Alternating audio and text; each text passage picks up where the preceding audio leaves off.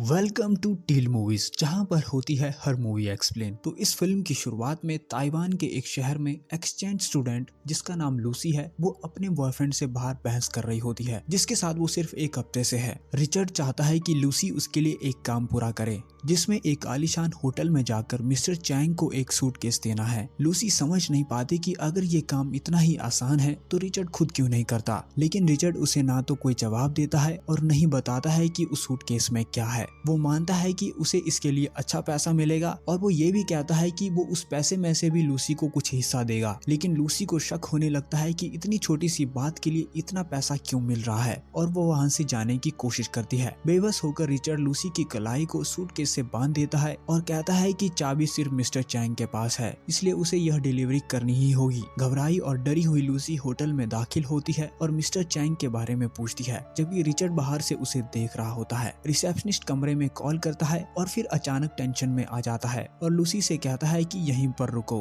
तभी एक झुंड कोरियन गुंडों का वहां पहुंचता है और बाहर सड़क पर रिचर्ड को गोली मार दी जाती है। लूसी बुरी तरह से डर जाती है, लेकिन कुछ कर नहीं सकती क्योंकि गुंडे रिसेप्शनिस्ट को घूस देकर लूसी को जबरन लिफ्ट में खींच कर ले जाते हैं। वो उसकी मिन्नतें और आंसू सब अनदेखा कर देते हैं। कमरे में पहुंचने पर लूसी देखती है कि वही लोग रिचर्ड की लाश को छिपा रहे हैं और ये देखकर उसे उल्टी आ जाती है। इसके बाद मिस्टर चैंग वहां आता है और अपने हाथों से खून धोने के बाद एक होटल कर्मचारी को बुलाता है ताकि वो ट्रांसलेशन कर सके। लूसी बताती है कि उसे कुछ भी नहीं पता और उसके बहुत रोने के बाद चैंग सूटकेस का लॉक कोड लिखकर दरवाजे के पीछे छुप जाता है। उसके सारे गुंडे उसे ढालों से घेर लेते हैं और लूसी सूटकेस खोलने से डरती है, लेकिन उसे धमकाकर मजबूर किया जाता है। खुशकिस्मती से जैसे ही वो सूटकेस खोलती है, कोई विस्फोट नहीं होता। उसमें सिर्फ 4 पैकेट एक अजीब नीले रंग के पाउडर के होते हैं। चैंग वो पैकेट देखकर खुश हो जाता है और एक नशेड़ी भिखारी को अंदर बुलवाता है ताकि वो इसे टेस्ट कर सके। वो आदमी पाउडर लेते ही कांपने लगता है, फिर कुछ सेकंड के लिए एकदम स्थिर हो जाता है और अचानक पागलों की तरह हंसने लगता है। उसके अजीबोगरीब हाव भाव को देखकर गुंडे भी हंसने लगते हैं और तभी चैंग उस भिखारी को मौके पर ही गोली मार देता है। इसके बाद चैंग लूसी को एक नौकरी का ऑफर देता है,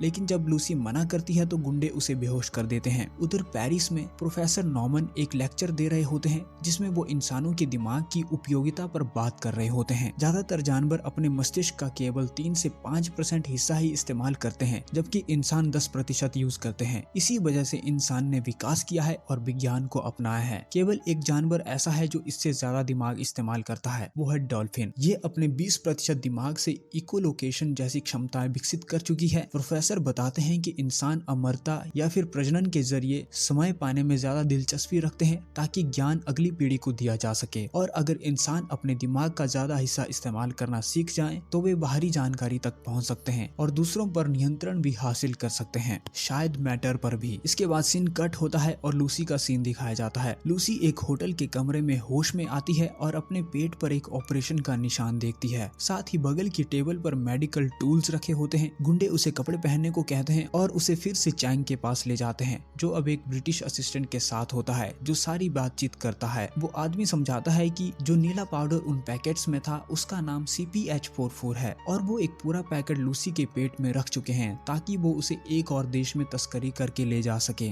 उसी वक्त 3 और म्यूल तस्कर वहाँ पर पहुँचते हैं और सबको नकली पासपोर्ट दिए जाते हैं, जिनमें फ्लाइट टिकट होती है, जिसमें 24 घंटे के अंदर वापसी की बुकिंग भी होती है। असिस्टेंट बताता है कि एयरपोर्ट पर उनके आदमी उनका इंतजार कर रहे होंगे जो उनसे पाउडर ले लेंगे, और अगर किसी ने इसे फेंकने की कोशिश की या पुलिस के पास गया तो उनके चाहने वालों को नुकसान पहुंचाया जाएगा। जब वो ये समझा रहा होता है, जॉन लूसी के साथ एक ड्रिंक शेयर करता है जैसे उसे गुड लक कह रहा हो। फिर उन सब म्यूल्स के सिर पर बोरे डालकर उन्हें ले जाया जाता है। लूसी को अंदाजा हो जाता है कि उसे किसी कार में डाला गया है क्योंकि बाहर की लाइट्स दिख रही होती है। कुछ देर बाद जब बोरा हटाया जाता है, वो खुद को एक कंक्रीट के कमरे में पाती है। 2 गुंडे उस पर नजर रख रहे होते हैं और उनमें से एक लूसी के साथ बदतमीजी करने की कोशिश करता है तो लूसी उसका हाथ झटक देती है। वो गुंडा इस बात से नाराज होकर लूसी के चेहरे पर मुक्का मारता है और फिर उसके पेट पर लाते मारने लगता है। उसका साथी उसे रोककर बाहर ले जाता है, लेकिन लूसी दर्द में चिल्लाती है क्योंकि उस लात से उसके पेट में रखी CPHH4 की थैली फट चुकी होती है और अब वो पाउडर उसके शरीर में घुलने लगा होता है। लूसी का शरीर झटके खाने लगता है और वो पाउडर उसके दिमाग की वायरिंग को बदल देता है, जिससे उसके अंदर अजीब शक्तियां विकसित होने लगती हैं। उसका शरीर दीवार तार के सहारे ऊपर की ओर सरकता है और फिर छत से फैल जाता है। जब वो लाइट्स के पास जाती है तो बल्ब चिंगारी छोड़ने लगते हैं और वो कमरे के बीच में हवा में तैरने भी लगती है। कुछ सेकंड बाद वो बेहोश हो जाती है और जब उसे होश आता है तो खुद को एक बिल्कुल नया इंसान महसूस करती है। अजीब सी शांति के साथ वो वापस कुर्सी पर जा बैठती है और पूरे हालात का विश्लेषण करने लगती है। तभी एक गुंडा यह देखने आता है कि वो ठीक है या नहीं। लूसी अपने पैर खोलकर उसे भटकाने की कोशिश करती है। वो आदमी इस इशारे को सच मान लेता है और जैसे ही पास आता है लूसी उसे सेकंडों में पीट देती है। फिर वो उसकी बेल्ट से उस टेबल को खींचती है जिस पर आदमी ने अपना गाउन और चाबी रखी थी और उसी चाबी से खुद को आजाद कर लेती है। इसके बाद लूसी दूसरे कमरे में जाती है जहाँ बाकी गुंडे खाना खा रहे होते हैं और वो बिना वक्त गवाए उन सबको गोली मार देती है। फिर खुद भी बैठकर खाना खाती है। खाना खत्म होने के बाद ही उसे एहसास होता है कि उसके कंधे पर खून का दाग है, यानी मरने से पहले किसी ने उसे गोली मार दी थी। लूसी अपने जख्म में उंगलियां डालकर गोली निकालती है बिना किसी दर्द के। फिर वो ज्यादा से ज्यादा हथियार एक बैग में भरती है, एक जैकेट चुराती है और बाहर निकलकर टैक्सी ढूंढने लगती है। वो एक ड्राइवर को गोली मार देती है ताकि दूसरे को डराकर अपना काम निकलवा सके और उसे अस्पताल चलने को कहती है। रास्ते में लूसी हैरान रह जाती है कि उसे बाहर सड़कों पर चल रही बातें कितनी साफ सुनाई दे रही हैं। हॉस्पिटल पहुंचने पर लूसी चुपके से एक बंदूक के साथ अंदर घुस जाती है। वो सीधे ऑपरेशन थिएटर में घुसती है और वहाँ के मरीज के एक्सरे देखती है और उसे सब कुछ एकदम क्लियर समझ में आने लगता है। वो मरीज को ऑपरेशन टेबल से धक्का देकर गिरा देती है और डॉक्टरों को बताती है कि उसका इलाज नहीं हो सकता क्योंकि उसका ट्यूमर रीढ़ की हड्डी पर है। फिर लूसी डॉक्टरों को धमकी देती है कि वो उसी का ऑपरेशन करें। पेट में रखी CPHH की थैली निकालने के लिए और बेहोशी की दवा देने से मना करती है क्योंकि उसे उसकी जरूरत नहीं। डॉक्टर ऑपरेशन शुरू करता है लेकिन लूसी को चाकू से कोई फर्क नहीं पड़ता, बल्कि वो तो उस वक्त सर्जन का फोन उठाकर अपनी माँ को कॉल करने लगती है जैसे ये कोई आम सी बात हो। खुशकिस्मती से गुंडे अब तक उसकी माँ तक नहीं पहुँचे थे और लूसी फोन पर कहती है कि अब वो सब कुछ महसूस कर सकती है, लोगों की वेव्स, यहाँ तक कि धरती का घूमना भी। उसे अब वो याद आने लगता है जब वो एक बच्ची थी, यहाँ तक कि जब उसने पहली बार अपनी माँ का दूध चखा था, उसे वो पल भी याद आने लगता है। फोन काटने से पहले वो अपने पेरेंट्स से कहती है कि वह उनसे बहुत प्यार करती है और उनके द्वारा किए गए हर काम के लिए आभारी है। उसी पल सर्जन उसका ऑपरेशन पूरा करता है और उन्हें पता चलता है कि थैली में अभी भी लगभग 500 ग्राम पाउडर बचा है। लूसी डॉक्टर को बताती है कि ये CPHH है। जब सर्जन टांके लगा रहा होता है वो बताता है कि CPHH4 वो पदार्थ है जो गर्भवती महिलाएं प्रेगनेंसी के पहले 6 हफ्तों में बहुत कम मात्रा में बनाती है ताकि भ्रूण की हड्डियां विकसित हो। एक बच्चे के लिए किसी परमाणु बम जैसा होता है, इसलिए ये चमत्कार ही है कि लूसी अब तक जिंदा है जबकि उसने आधी थैली खा ली है। लूसी सोचती है कि क्या वो जिंदा रह पाएगी या नहीं और फिर वहाँ से निकल जाती है। बाहर निकलते ही लूसी नोटिस करती है कि उसे पेड़ों की शेप्स भी अपनी जीवन रेखाओं में दिखाई दे रही है। कुछ देर बाद लूसी होटल लौटती है और जो भी गुंडा सामने आता है उसे मार गिराती है। चैंग को कुछ सुनाई नहीं देता क्योंकि उसके कानों में हेडफोन होते हैं और इसी का फायदा उठाकर लूसी उसकी दोनों हथेलियों को उसके सोफे के हैंड रेस्ट में चाकू से छेद कर देती है। फिर लूसी एक स्पीच देती है कि वो अब उसके दिमाग के हर हिस्से तक पहुंच सकती है और इससे उसे समझ आता है कि इंसान कितने प्रिमिटिव यानी आदिम है। वो चैंग से पूछती है कि बाकी म्यूल्स कहाँ भेजे गए हैं, लेकिन जब चैंग जवाब देने से मना करता है तो लूसी उसका माथा छूती है और उसके दिमाग से वो मेमोरी पढ़ लेती है जिसमें असिस्टेंट पासपोर्ट बांट रहा था। अब लूसी को दिखता है कि म्यूल्स को बर्लिन,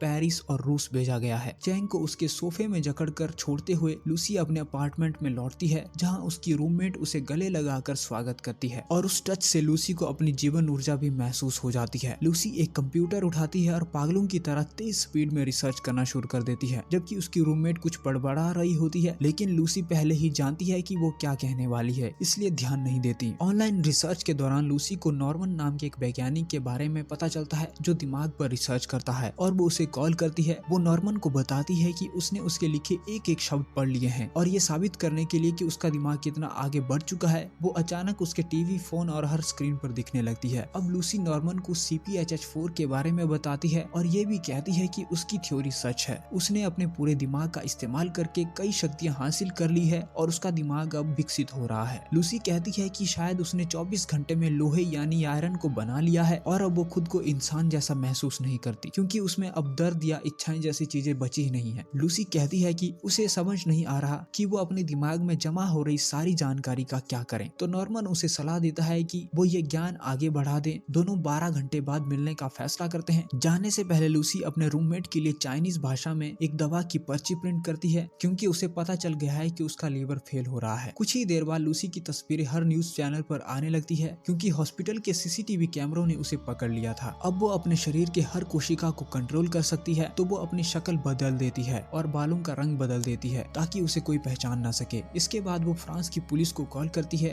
और कैप्टन डेल रियो को सब कुछ बताती है कि म्यूल्स यूरोप पहुंचने वाले ही हैं और उस पाउडर को भेज जाने से पहले जब्त किया जा सकता है। फिर लूसी एयरपोर्ट जाती है। जब एक कुत्ता उस पर शक करता है तो वो उसे एक नजर से शांत कर देती है। उधर डेल रियो लूसी की दी गई जानकारी पर काम करता है और फ्रांस पहुंचकर म्यूल को गिरफ्तार कर लेता है। कुछ पुलिस वाले बर्लिन वाले म्यूल को भी पकड़ लेते हैं और इटली में तो म्यूल भागने की कोशिश करता है, लेकिन फिर भी पकड़ लिया जाता है। तीनों गिरफ्तारियों के बाद डेल रियो बाकी देशों की पुलिस के साथ मिलकर म्यूल्स के ट्रांसफर की प्लानिंग करता है। उधर लूसी फ्लाइट में दो कंप्यूटर पर एक साथ काम कर रही होती है और वो भी इतनी तेज रफ्तार से कि देखने वाला हैरान हो जाए। जब एक एयर होस्टेस उसे कंप्यूटर बंद करने को कहती है तो लूसी उसकी नाक से खून बहा देती है ताकि वो डर के मारे कुछ कह ना सके और फिर शैंपेन मांगती है। दूसरी एयर होस्टेस उसके लिए ड्रिंक लाती है, लेकिन जैसे ही लूसी एक सिप लेती है उसे एहसास होता है कि उसके दांत गिरने लगे हैं और उसकी कोशिकाएं अस्थिर हो रही है क्योंकि शराब तकनीकी रूप से एक जहर है। उसका शरीर धीरे धीरे खुद को तोड़ने लगता है ताकि वो एक ऐसी सुरक्षित अवस्था में बदल सके जिससे उसकी जान बच सके। घबराई हुई लूसी तुरंत वॉशरूम में जाती है और अपनी बाकी बची CPHH4 की थैली खा जाती है। उसकी कोशिकाएं दोबारा एक साथ जुड़ने लगती है, लेकिन तभी अचानक उसका शरीर एक तेज रोशनी में फट जाता है। कुछ ही देर बाद प्लेन लैंड करता है और पुलिस लूसी के केस को संभाल लेती है। एक डॉक्टर डेल रियो से कहता है कि उसे जो बेहोशी की दवा लूसी ने दी थी वो उसे पूरे दिन तक बेहोश रखेगी, लेकिन असल में कुछ ही घंटों में लूसी पुलिस स्टेशन में जाग जाती है। वो तुरंत तैयार होती है और कमरे से बाहर निकलती है, लेकिन खुद को हथियारों से लैस पुलिस वालों से घेरा पाती है। फिर हाथ हिलाने से ही लूसी सभी को बेहोश कर देती है,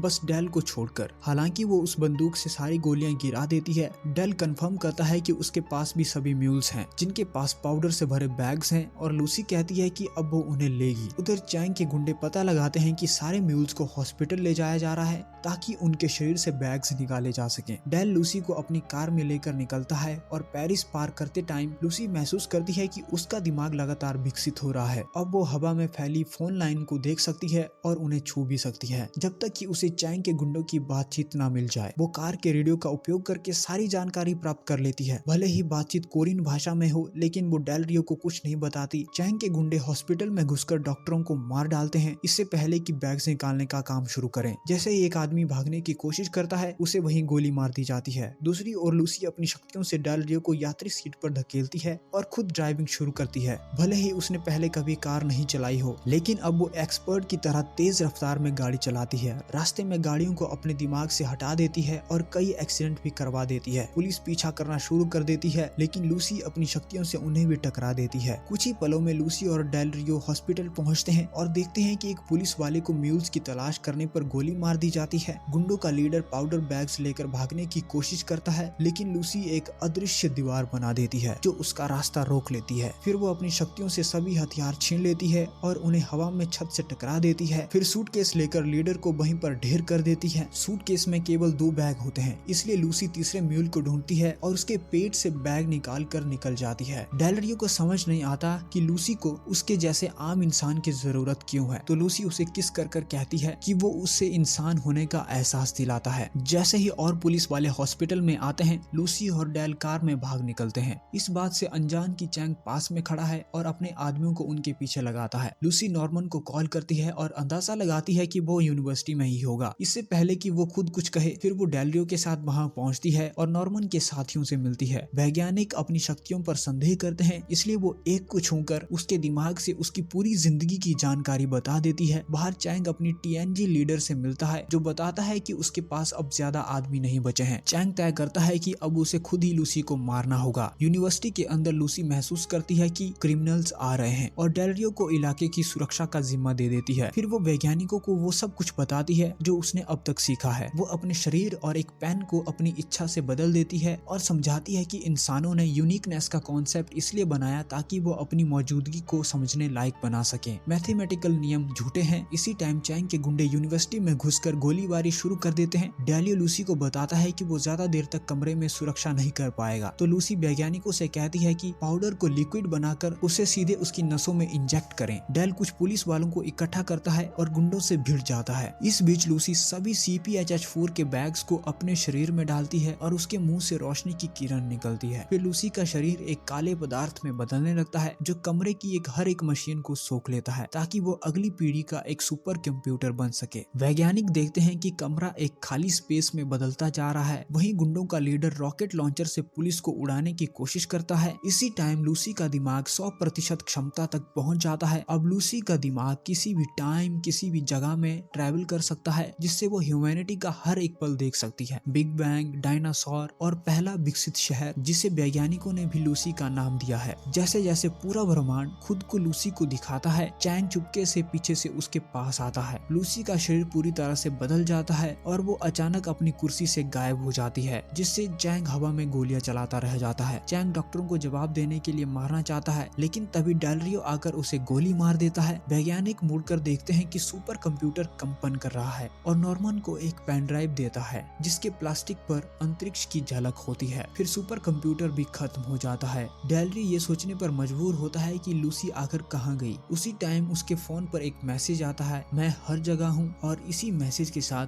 ये मूवी यहीं पर खत्म हो जाती है। तो दोस्तों, अगर इस मूवी की कहानी पसंद आई है, ये वीडियो पसंद आई है, तो वीडियो को लाइक कीजिए, वीडियो को शेयर कीजिए और इस चैनल को सब्सक्राइब करना तो बिल्कुल भी मत भूलना। मिलते हैं अगली वीडियो में, तब तक के लिए बाय बाय।